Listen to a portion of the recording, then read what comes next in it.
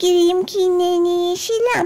তারপর আমরা মেলা চারিদিকে পুতুল দেখতে দেখতে পায়ে যাচ্ছিলাম। হাই, প্রায় অনেক দিন পর আবার চলে এসেছি একটা বড় ভিডিও নিয়ে। ভিডিওটা শুরুই করলাম ফুলকো ফুলকো পুরি দিয়ে।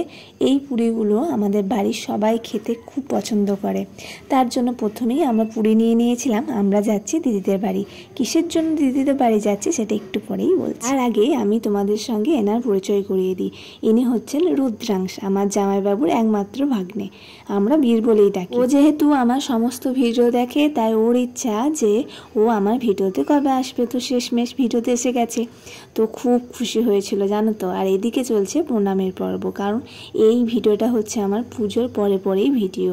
আর মনুকে প্রণাম করতে না দিলে কিন্তু ও একদম কেঁদে কেটে একাকার করবে। আমাদের আসার সঙ্গে সঙ্গেই দাদা, ছন্দার বোন এসে হাজির হয়েছে। তোমরা কিন্তু আজকে আমার ভিডিওতে অনেক নতুন নতুন মুখ দেখতে পাবে। আর এটা ছিল আমাদের সকালের খাবার। খাওয়া দাওয়া শেষ হয়ে গেলে আমরা একটু সাজুগুজু করে নিয়েছিলাম। এই যে দিদি চোখে কাজল পড়ছে, আর এই যে মাঝে যে বসে আছে সে হচ্ছে ছন্দার বোন। এবারে বলি আমরা কিসের জন্য আজকে সবাই মিলে দিদির বাড়িতে এসেছি।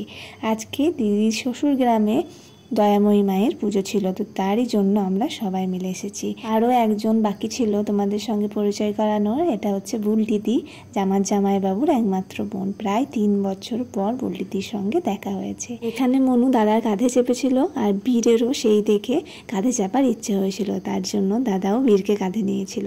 তারপর সবাই মিলে চললাম মন্দিরে। আর আগে আমরা রাস্তায় দাঁড়িয়ে অনেক ছবি তুলে নিয়েছিলাম। আবার কবে একসঙ্গে হব কে জানে। একসঙ্গে থাকলে কি যে মজা হয় বলার নেই। আর এই হচ্ছে মা দয়াময়ী মন্দির। এটা চতুর্দশীর দিন পুজো হয়েছিল, তার মানে বুঝতেই পারছো আমি কতদিন পর ভিডিওটা ছাড়ছি।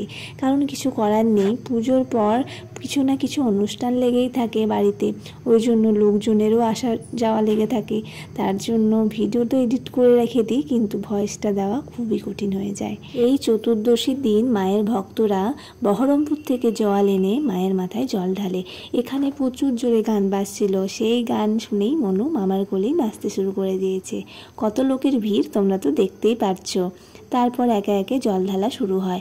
প্রথমে বাচ্চাদেরকে দিয়ে শুরু করে, তারপর একে একে সমস্ত ভক্তরা জল ঢালতে শুরু করে। ভিডিওগুলো আসতে অনেক দেরি হয়ে যাচ্ছে, কারণ এরপরে রয়েছে ভাইফোঁটা, কালী পুজো, তারপরে তার আগে রয়েছে লক্ষ্মী পুজো। তো অনেক ভিডিওই আমার জমা হয়ে আছে, পোস্ট করব আস্তে আস্তে। ছুটিতে বাড়ি গেলে শ্বশুর বাড়ি, মায়ের বাড়ি, এর বাড়ি, ওর বাড়ি যেতে যেতেই আমার সময় কখন পেরিয়ে যায় বুঝতে পারি না।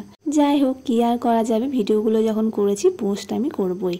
এখানে মায়ের পুজো শুরু হয়ে গেছে, আর দেখো মাকে কত সুন্দর করে সাজিয়েছে।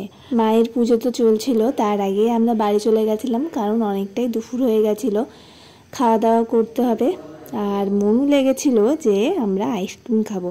শুধু মনুর দোষ দিলে হবে না, আমাদেরও মনটা কেমন আইসক্রিম করছিল। ক্রিম কিনে নিয়েছিলাম। তারপর আমরা মেলা চারিদিকে পুতুল দেখতে দেখতে পায়ে যাচ্ছিলাম। কি চিনতে পারছেন এটা কার গলা? ঠিক আছে, আপনারা গেস করতে থাকুন। আর এদিকে আমরা আইসক্রিম খেতে খেতে বাড়ি চলে এসেছি।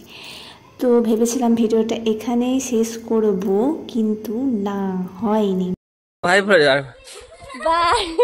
কারণ এক গাদা বোম ছিল, তাই সেইগুলো সবাই মিলে ফাটাতে শুরু করেছিলাম। এদিকে বোনের তো প্রচুর সাহস বোম ফাটানোর, দাদার এখনও সেই সাহস হয়নি। তবে এই প্রথম বীরও বোম ফাটিয়েছিল, কিন্তু সেই ভিডিওটা আমি করিনি। এই দেখো এখানে কেমন ভয় পাচ্ছে। যাই হোক, এই দিন আমরা সবাই মিলে খুব মজা করেছি।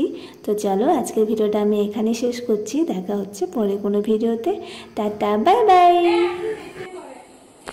ধরেছি